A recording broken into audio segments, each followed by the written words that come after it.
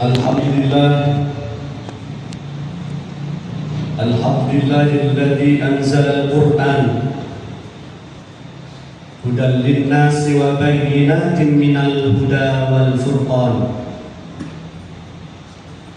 Asyhadu an la ilaha illallah wahdahu la syarika lah wa asyhadu anna Muhammadan abduhu wa rasuluh alladzi la nabiyya ba'dah.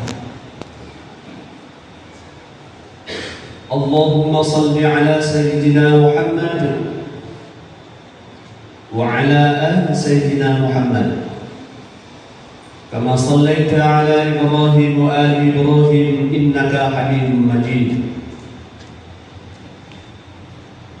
Ayyuhal mu'minun, usikum wa nafsi bitaqwallah faqad fazal muttaqun. فقال الله في القرآن الكريم أعوذ بالله من الشيطان الرجيم والعصر إن الإنسان لفي خسر إلا الذين آمنوا وعملوا الصالحات وتواصوا بالحق وتواصوا بالصبر. Al-Quran surat Al-Asr. Amma ba'd, hadirin jamaah Jumat yang dimuliakan Allah Subhanahu wa taala. Kita sebagai manusia ini biasanya baru akan merasakan bahwa sesuatu yang kita miliki ternyata begitu berharga dan begitu bermakna ketika sesuatu itu sudah hilang dari genggaman kita. Seseorang akan sadar, seseorang akan terasa bahwa ternyata jantung yang ada dalam tubuhnya begitu berharga dan begitu bermakna. Ketika sudah ada vonis dokter bahwa orang tersebut harus dipasang ring jantung. Sama halnya dengan seseorang akan sadar bahwa ternyata ginjal yang ada dalam tubuhnya itu begitu keras, begitu berharga dan begitu bermakna ketika sudah ada vonis dokter bahwa orang tersebut harus cuci darah. Barulah dia tersadar bahwa ternyata selama ini jantung, ginjal yang ada dalam tubuhnya ternyata begitu berharga dan begitu bermakna. Maka wajar kalau Rasulullah SAW pernah mengungkapkan dalam salah satu hadisnya yang diriwayatkan oleh Imam Bukhari, beliau bersabda, nikmatani maghbunun fihima katsirun minan nas, as-sihah wal faragh. Ada dua nikmat kata Rasul yang kebanyakan kita manusia ini lupa dengan dua nikmat itu. Dua nikmat yang dimasukkan itu adalah nikmat kesehatan dan nikmat waktu yang lapang. Untuk itu jamaah yang dirahmati Allah, mengawali khutbah ini khatib mengajak kepada semua, mari sama-sama kita manfaatkan, kita isi nikmat kesehatan, nikmat waktu yang masih Allah bentangkan ini untuk kita. Kita isinya dengan sebaik-baiknya. Kita mengisinya dengan memperbanyak, meningkatkan kualitas iman kita, meningkatkan kualitas takwa kita, serta memperbanyak amal soleh, sehingga ketika tiba-tiba Allah wafatkan kita, kita sedang berada dalam puncak kesolehan. Jamaah Jumat yang dirahmati Allah Subhanahu wa taala, tentunya salawat dan salam untuk junjungan kita Rasulullah Muhammad sallallahu alaihi wasallam. Semoga kita bisa setia terus mengikuti apa-apa yang beliau contohkan dalam hidup ini, sehingga di akhir kelak kita juga bisa bersama dengan Rasulullah Muhammad sallallahu alaihi wasallam. Jamaah Jumat yang dirahmati Allah Subhanahu wa taala, salah satu yang bisa dikatakan penting dan bahkan sangat penting dalam kehidupan kita ini adalah waktu. Karena terlalu pentingnya waktu, maka ada satu surat yang secara detail, walaupun surat itu pendek dan surat itu adalah surat yang populer, yaitu surat tentang Al-Asr atau tentang waktu.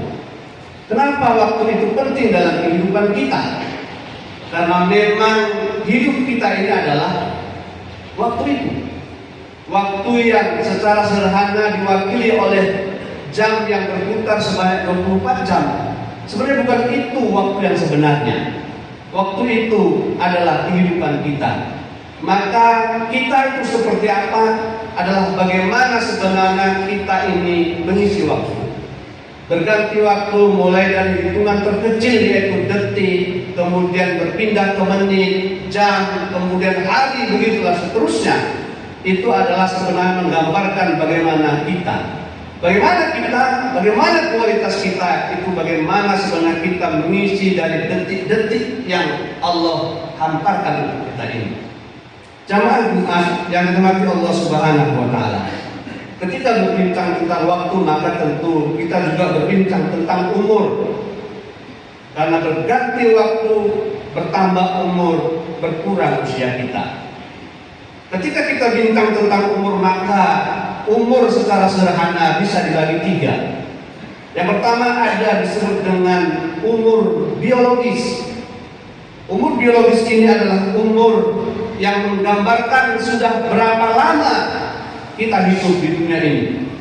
Kalau ada yang bertanya kepada kita berapa umurnya, lantas kita jawab 20, 30, 40, maka itulah umur biologis itu. Umur biologis ini adalah umur yang menghitungnya itu dimulai dari saat kita lahir di dunia ini. Dan kapan berakhirnya? Berakhirnya adalah saat nanti ajal tiba. Itulah umur biologis kita, umur biologis manusia. Umur biologis ini jamaah yang dirahmati Allah 100% mutlak ada di tangan Allah. Kita tidak bisa ikut campur menentukan mau berapa umur biologis kita, mau kapan kita lahir, mau kapan kita mati. Itu 100% ada di genggaman Allah Subhanahu wa taala. Inilah umur biologis.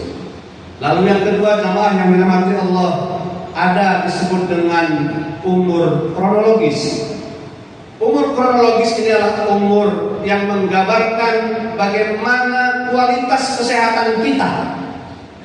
Kalau umur biologis tadi itu 100% ada di tangan Allah, maka umur kronologis kita sebagai manusia bisa ikut andil menentukannya. Apakah kita mau sehat dalam hidup ini atau kita mau sakit? Jamaah yang dirahmati Allah, kalau kita lihat buku Sirah Nabawiyah yang menggambarkan bagaimana kehidupan Rasul, kehidupan Nabi Muhammad SAW, maka kita secara sederhana bisa ambil satu kesimpulan bahwa secara kronologis, secara kualitas kesehatan, Rasulullah itu adalah sosok pribadi yang sangat sehat. Kenapa beliau sehat? Karena Rasulullah itu orang yang sangat teratur, makan teratur, istirahat teratur, tidur teratur, olahraga teratur. Maka Rasul pribadinya sangat sehat, dan dalam sejarah tak pernah kita dengar Rasul itu sakit, dan ketika sakit, sakitnya itu sangat ringan-ringan saja. Jamaah yang dirahmati Allah. Lalu ketika ada yang bertanya kenapa sehat tapi umurnya hanya 63, maka kita kembalikan ke jawaban pertama, bahwa umur biologis itu adalah 100% mutlak ada di tangan Allah. Tapi Rasul dalam sejarahnya itu sehat. Contoh sederhana jemaah yang dirahmati Allah. Contoh bahwa Rasul itu pribadi yang sehat. Kita tahu bahwa beliau menerima wahyu umur 40 tahun. Lalu dakwah di Mekah sekitar 13 tahun. 40 tambah 13 itu 53. Karena tidak kondusif, maka Rasul dipaksa oleh kafir Quraisy dan diperintahkan oleh Allah akhirnya hijrah ke Madinah. Tapi ternyata ketika di Madinah pun tentangan dari kafir Quraisy itu luar biasa, banyak, sehingga mau tak mau maka Rasul harus melawan. Yang kemudian kita kenal dengan istilah perang. 53 kemudian sekitar 2 tahun di Madinah. Jadi 53 tambah 2 55. Di usia 55 tahun jamaah yang dirahmati Allah, Rasul harus perang angkat senjata. Kalaulah Rasul tak sehat, kalau Rasul ada asam uratnya misalnya, tak mungkin Rasul bisa angkat senjata. Kita bandingkan di Indonesia ini misalnya, tentara kalau umur 55 itu ada istilah MPP, masa persiapan pensiun. Kenapa di usia segitu harus bersiap-siap untuk pensiun? Karena dianggap tak produktif, sudah banyak penyakit sehingga perang pun mungkin tak bisa menang. Kira-kira begitu. Jamaah yang dirahmati Allah, perang zaman Nabi tentu beda dengan perang hari ini. Sebagai panglima perang, Nabi itu posisinya berada di depan. Beda dengan jenderal yang hari ini kalau perang posisi di belakang. Bahkan kata pengamat atau strategi perang di padang pasir itu lebih sulit daripada perang di hutan. Perang di padang pasir tidak bisa sembunyi, tapi perang di hutan itu bisa melakukan sembunyi. Jamaah yang dirahmati Allah, maukah kita sehat? Umur kronologis kita itu dikembalikan kepada kita. Rasul istirahat teratur. Beda hari ini dengan maraknya warung-warung kopi, banyak kita tentu terutama anak muda nongkrong di warung kopi sampai tengah malam, akhirnya penyakit pun banyak datang. Padahal kalau kita lihat sejarah Rasul tadi, setelah Isya, ketika Rasul tak ada lagi aktivitas yang penting, beliau istirahat. Agar apa? Agar bisa bangun tengah malam untuk beribadah kepada Allah Subhanahu wa Ta'ala. Lalu yang ketiga, jamaah yang dirahmati Allah, adalah umur amal soleh. Umur amal soleh ini adalah umur yang masih terus berjalan walaupun kita sudah meninggal. Ini tentu terkait dengan amal-amal soleh selama kita mengisi waktu-waktu yang Allah berikan kepada kita.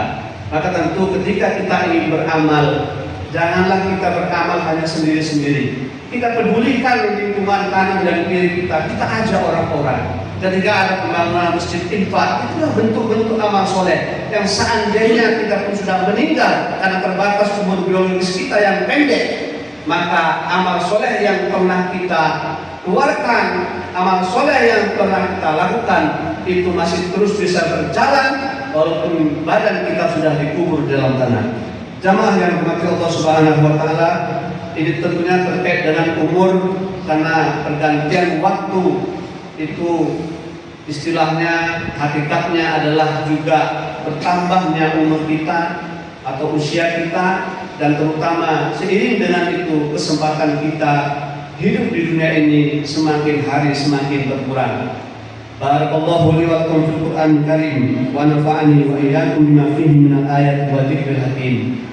Taqabbal minni wa minkum tilawatahu innahu huwal ghafurur rahim.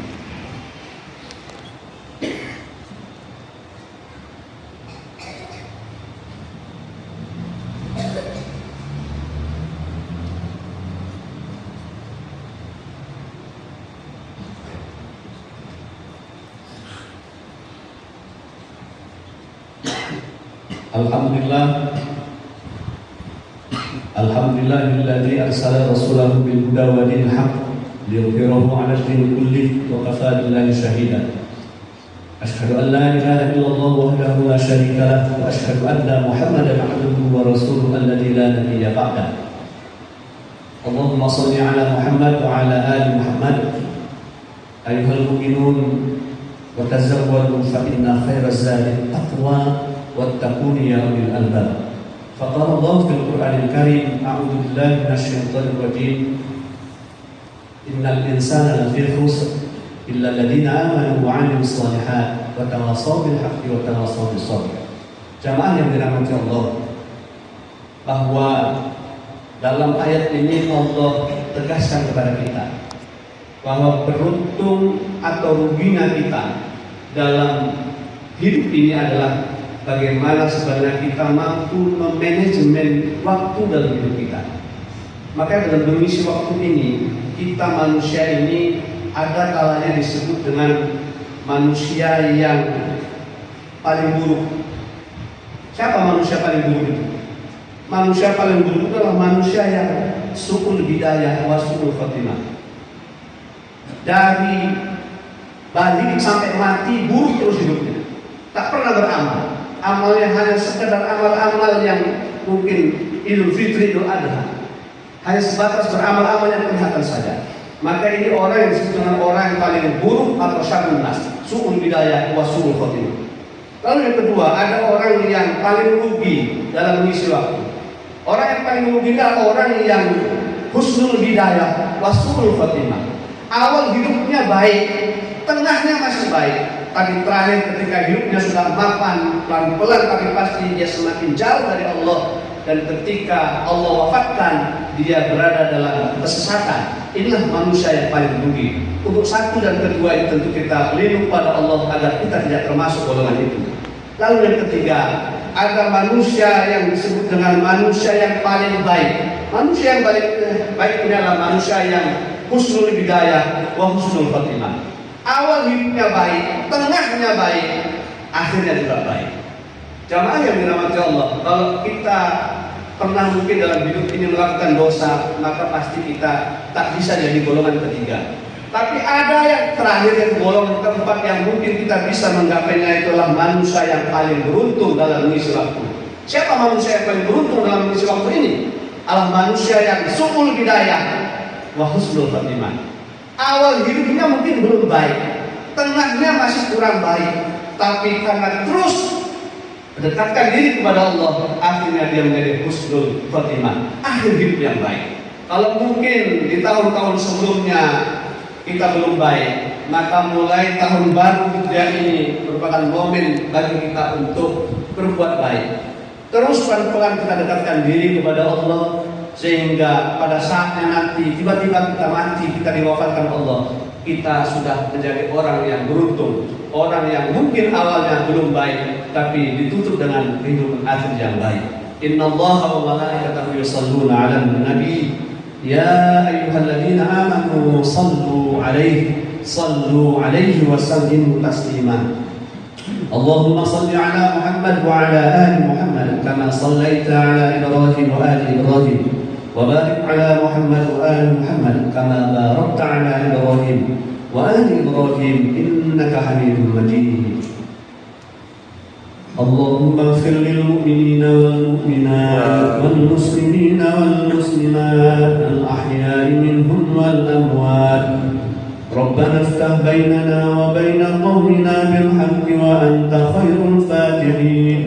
اللهم هون علينا في سكرات الموت ونجاة من النار والعفو عند الحساب. اللهم اختم علينا بحسن الخاتمة ولا تختم علينا بسوء الخاتمة. ربنا ظلمنا أنفسنا وإن لم تغفر لنا وترحمنا لنكونن من الخاسرين. ربنا آتنا في الدنيا حسنة وفي الآخرة حسنة وقنا عذاب النار والحمد لله رب العالمين. عباد الله، إن الله يأمر بالعدل والإحسان وإيتاء ذي القربى وينهى عن الفحشاء والمنكر والبغي يعظكم لعلكم تذكرون ولذكر الله أكبر. أقم الصلاة.